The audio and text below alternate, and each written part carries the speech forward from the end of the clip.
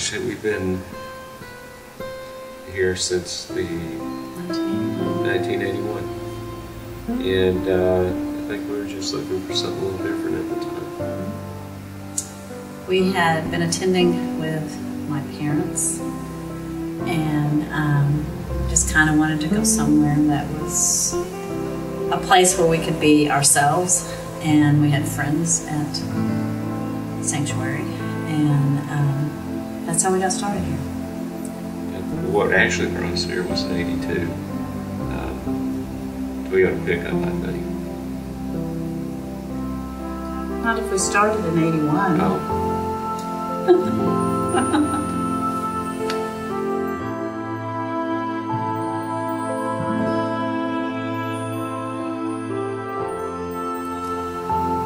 I heard someone one time describe Sanctuary as a hospital, and at first I had to step back and think about that and say, what? But it kind of seems that way for those people who have been spiritually wounded or injured or hurt,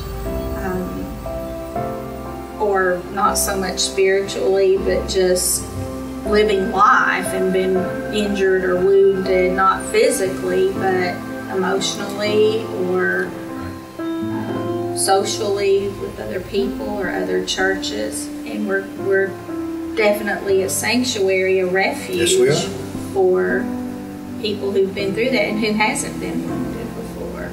I would say that I've been pastoring since 1984, and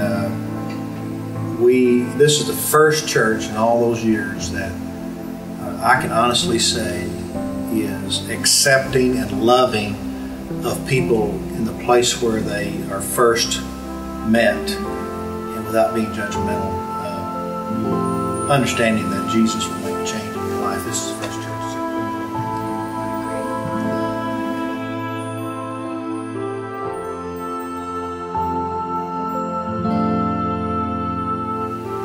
Over the last 15 years, I've figured out the importance of being incredibly transparent and real with other Christians and non-Christians through my growth here, the Bible studies that I've taken at Sanctuary Fellowship, and just the intimate relationships I've had have really helped me get past some preconceived ideas in my Christian walk. My marriage has strengthened tremendously from other godly marriages here at Sanctuary.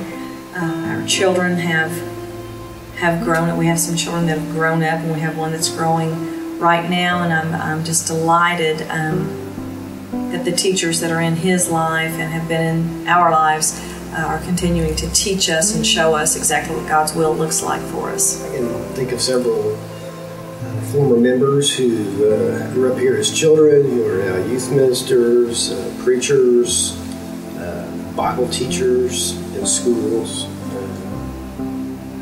So they're, as far as specific examples of those, but I think there's just a gigantic number of lives that have been touched.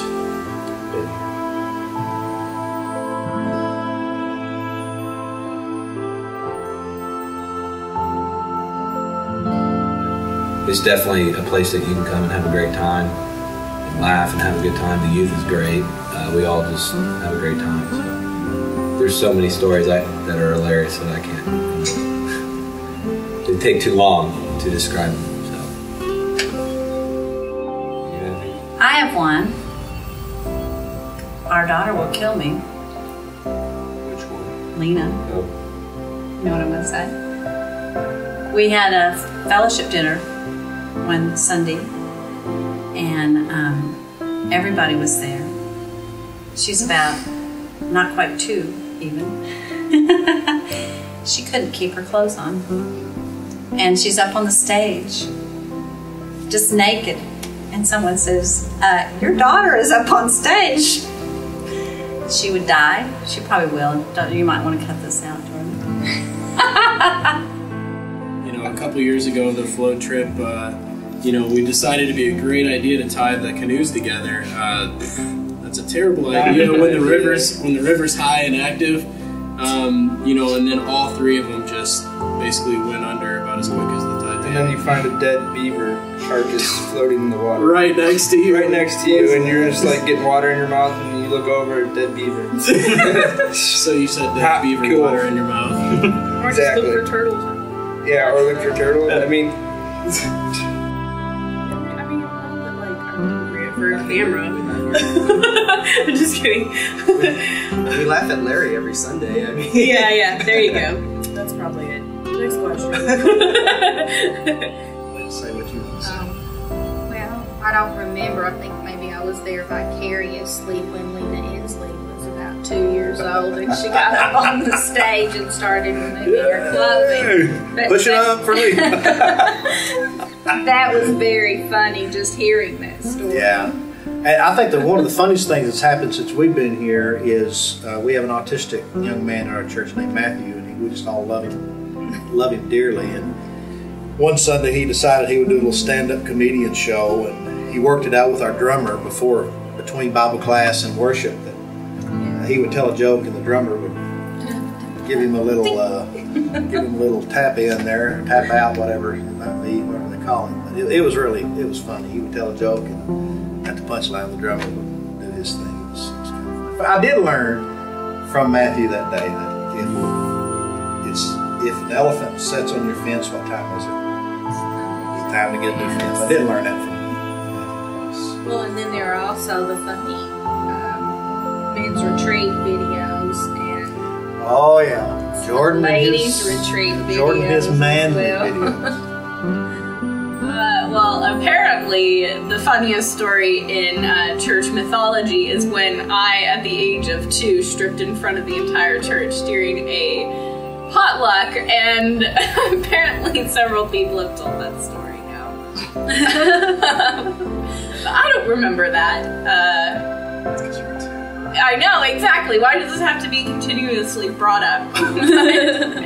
I think one of my funniest memories was we, early on, when we arrived at this location, because we kind of had this wandering period where we went from church building to church building.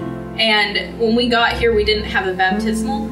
And we had several people who wanted to be baptized, but it was like October, possibly November. And it was cold. And we had a horse trough. And we baptized them outside, and the phrase that came from that is, "We're going to freeze the hell out of you." And that was one of my favorite stories. I remember a time that I had Jared and I were painting or something in a rent house, and a stray dog came up, and Jared wanted to keep the dog, and his wages and bought dog food and that type of thing for the dog.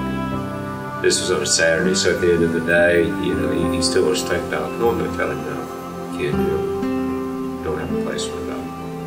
And so, Sunday morning, I forget who was the preacher, he asked, were there any prayer concerns? And Jared raised his hand. And he came down front, and he said, there's this great dog, and he's hoping he found a good home.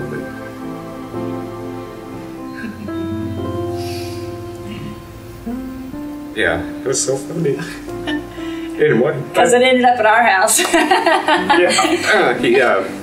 he looked looked at me, Jared did, and he said, "Yeah, my dad won't let me take the dog home." And so anyway, I felt bad. I went. That time we had class after the worship service, so at that time I jumped out and left class, and the dog was waiting for him when I got home.